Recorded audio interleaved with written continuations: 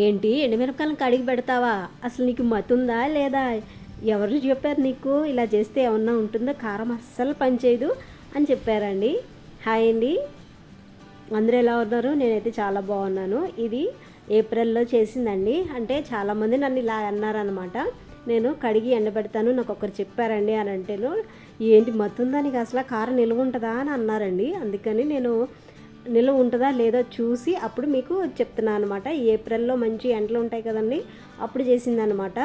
ఇప్పుడు చేసింది కాదండి. ఇప్పుడైతే ఎవరు ట్రై చేయకండి. ఇప్పుడైతే బూజు వచ్చేస్తుంది, నిజంగానే కారం పనిచేయదనమాట. మంచి ఎండలు ఉన్నప్పుడే చేసుకోవాలన్నమాట. నేను 2 కిలోలు, ఇది నేను ఫస్ట్ టైం చేస్తున్నానండి. 2 కిలోలు ఎండుమిరపకాయలు కడిగేసి శుభ్రంగా, అంటే దానికి బాగా పెస్టిసైడ్స్ అవి కొడతారు కదండి ఎండుమిరపకాయలకి, అలాగే ఎక్కడ పడితే అక్కడ ఆరేస్తారు కదా, అందుకోసమని నేను ఇలాగ కడిగేసి ఎండబెడుతున్నానండి. ఇది ఎవరు చెప్పారంటే నాకు ఒక ఆంటీ చెప్పారండి, చాలా సంవత్సరాల క్రితం చెప్పారనమాట. నేనైతే అమ్మ ఎప్పుడు చేసి ఇచ్చేదండి నాకు. నేనేం చేసుకోను కదా అని నేను లైట్ తీసుకున్నా. నేను ఎప్పుడు ట్రై చేయలేదు, ఇదే ఫస్ట్ టైము. సరే ఒకసారి చూద్దాము, ఎండలు అయితే బాగున్నాయి కదా అని చెప్పి ట్రై చేశానండి. అలా అందుకే ఫస్ట్ అయితే ఒక పెద్ద డబ్బా తీసుకొని ప్లాస్టిక్ని, దాంట్లో శుభ్రంగా నీళ్ళు పోసి కడిగేశానండి. 2 డేస్ ఎండబెట్టేసరికి చూడండి ఎంత బాగా ఎండిపోయినాయో. ఇది మాత్రం మళ్ళీ ఇంకొకసారి చెప్తున్నానండి, ఎవరైనా కొత్తగా ట్రై చేసి ఉంటే నాలాగా బాగా ఎండలు ఉన్నప్పుడు ఏప్రిల్ మే నెలలో అలా ట్రై చేయండి. అది కానీ చూడండి సౌండ్ ఎంత బాగా వస్తుందో. అంటే ఇది వీడియో వాళ్ళు కూడా చూస్తారు కదా, అందుకని చెప్తున్నారు అనమాట. చాలామందికి ఆ డౌట్ కూడా ఉంటుందండి. అంటే అనాలని కాదు, ఎవరిని అనాలని కాదు, ముందు జాగ్రత్తగా చెప్తున్నారు అనమాట. అంటే పనికిరాదు కదా, కారం పాడైపోతుంది తడుంటే అన్నట్టు చెప్పారనమాట. సరే అని నేను మొత్తం అంతా ఎండబెట్టేసి, ఒక రోజుకేమో మొత్తం ఒకసారి ఎండబెడితే పావురాలు పైన క్లాత్ కూడా తీసేసి ఎండుమిరపకాయలు చెల్లా చెదరు చేసినాయండి. అలా కాదని మొత్తం బెడ్షీట్ అంతా ఒకవైపుకి పరిచేసి మొత్తం బందోబస్తుగా చేసి ఎండబెట్టానండి. 2 డేస్ పట్టిందండి నాకు ఎండడానికి. బాగా ఏప్రిల్లో ఎండలు బాగుంటాయి కదా. మా ఆంధ్రాలో అయితేనండి కారానికి కూడా ధనియాలు, జీలకర్ర, వెల్లుల్లిపాయ కలిపేసి ఉంచుకుంటామండి. దాంట్లో ఉప్పు కానీ పసుపు కానీ కలపం అనమాట. అమ్మ అయితే అలాగే చెప్పారనమాట. మేము మా సైడ్ అంతా ఇలాగే చేసుకుంటామండి. అందుకే 2 కిలోలకి 1/2 కిలో ధనియాలు, 1/4 కిలో జీలకర్ర కలపమన్నారు. అందుకే నేను ఒక 1/2 కిలో ధనియాలు, 1/4 కిలో జీలకర్ర తీసుకున్నానండి. అలాగే 1/2 కిలో వెల్లుల్లిపాయ కూడా. ఇవన్నీ తీసుకుని కొంచెం అక్కడక్కడ ఏమైనా డస్ట్ లాంటివి, అంటే పుల్లలు లాంటివి ఉంటాయి కదండి పెద్ద పెద్దవి, అవన్నీ తీసేసి శుభ్రంగా వేయించుకోవాలండి. నీట్గా వేయించుకుని, అంటే కొంచెం స్మెల్ వస్తాయి కదండి, కమ్మగా స్మెల్ వస్తాయి కదా, అప్పటి వరకు వేయించుకోవాలండి. ఒకవేళ స్మెల్ మీకు తెలీదు అని అంటే కనుక చిటపట అంటాయండి. ధనియాలు కానీ జీలకర్ర కానీ చిటపట అని సౌండ్ వస్తాయి అనమాట. అప్పటి వరకు వేయించుకోవాలి. మరి ఎర్రగా కాల్చుకోవద్దండి. ఎర్రగా అంటే మాడిపోకుండా వేయించుకోవాలనండి. అలా వేయించుకుంటే దగ్గరుండి వేయించుకోవాలండి, కొంచెం టైం పడుతుంది అనమాట.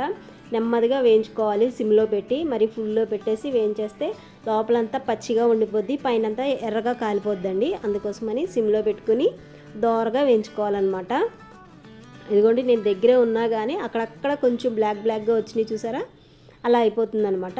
ఇంకా చల్లారిన తర్వాత పూర్తిగా అవన్నీ వేసి ఎండుమిరపకాయల్లో ధనియాలు, జీలకర్ర అన్నీ వేసేసి మిల్లి పట్టించాలండి. దాంట్లోనే మనం ఇంటికి వచ్చిన తర్వాత వెల్లుల్లిపాయలు అన్నీ శుభ్రం చేసుకోవాలండి. అంటే అక్కడక్కడ వెల్లుల్లిపాయలు ఎల్లోగా ఉంటాయి కదా, అలాగే కొన్ని ఏమో తప్పడగా అయిపోయి ఉంటాయి కదండి, అవన్నీ వేరు చేసేసుకుని మంచిగా ఫ్రెష్గా ఉన్నాయి కలుపుకోవాలన్నమాట. లేకపోతే కారం మొత్తం పాడైపోతుంది అనమాట. అందుకని మొత్తం అన్నీ 1/2 కిలోకి ఒక గుప్పుడంతా పాడైపోయినాయండి, మిగతా అంతా బాగానే ఉన్నాయన్నమాట. అదిగోండి 1/2 కిలోకి ఆ కొన్ని పాడైనాయి అనమాట. అవి తీసేసి మిగతా అన్నీ మిక్సీ పట్టేసి నేను కారంలో కలిపేశాను. అంటే నేను ఫస్ట్ టైం కదండి, నేను మిక్సీలో వెల్లుల్లిపాయలు వేసేసి డైరెక్ట్ కారం వేయకుండా తిప్పేసాను అనమాట. అవంతా ముద్ద కింద అయిపోయింది. అదిగోండి చూడండి, నేను ఫస్ట్ టైం కదండి ట్రై చేయడం, ఇవన్నీ ఎక్స్పీరియన్సెస్ మాట. ఇలా ముద్ద అయిపోయింది, ఏం చేయాలో ఏంటో అని అర్థం కాక ఏం చేశానంటే మళ్ళీ ఇవంతా ఒకసారి కలిపేశానండి, అవుతుందేమో అని. అవ్వలేదనమాట. ఇంకా అందుకని ఏం చేశానంటే మొత్తం అంతా ఒకసారి స్ప్రెడ్ చేసేసి కలిపేసి మళ్ళీ ఒకసారి ఇవంతా కలుపుకొని కొంచెం కొంచెంగా మిక్సీ వేసానండి. అంటే మొత్తం వెల్లుల్లిపాయ ముద్ద కారం కలిపి మిక్సీ వేసాను అనమాట. అప్పుడు మంచిగా పొడిలాడుతూ వచ్చింది. అంటే ఫస్ట్ కొంచెం ట్రై చేశాను అనమాట, కొంచెంగా కలిపితే ఏమన్నా మెత్తగా అవుతుందా లేదా పొడిలాడుతూ అని ట్రై చేశాను, అయ్యింది. సరే అని ఇంకా మిక్సీ వేసేసాను. అలాగే మెత్తగా పొడిగా అయిపోయింది అనమాట అండి. చాలా బాగుంది అన్నమాట. కలర్ కూడా ఇప్పుడు ఇంకా చాలా బాగుంది. అదిగోండి చూసారు కదా ఎలా పొడిలాడుతూ వచ్చిందో. అదిగోండి ఇదంతాను వెంటనే మనం స్టోర్ చేసేసుకోకూడదండి, కొంచెంసేపు ఆరపెట్టాలన్నమాట. ఎందుకంటే మిక్సీ చేసినప్పుడు కొంచెం వేడి తగులుతుంది కదండి, అలాంటప్పుడు కొంచెం ఆరబెట్టాలండి. ఆరబెడితే మనం స్టోర్ చేసుకుంటే ఎన్ని రోజులైనా ఫ్రెష్గా ఉంటుంది అనమాట.